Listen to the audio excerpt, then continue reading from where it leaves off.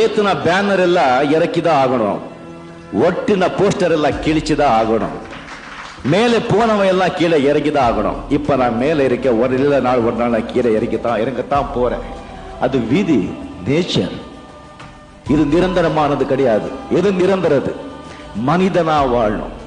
10 பேருக்கு நாம உதவி செய்யறோமோ இல்லவோ உபதிரவமா இருக்கக்கூடாது.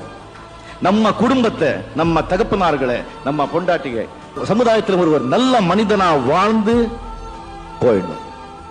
பிறக்கும் போதே அழுதுகிட்டே பிறப்போம், அண்டு போகும்போது பல பேரை அழ வச்சுட்டும் போவோம். இருக்கும்போது எல்லாருக்கும் சிரிக்க வச்சுட்டு சந்தோஷமா இருக்கலாம் சொல்லி.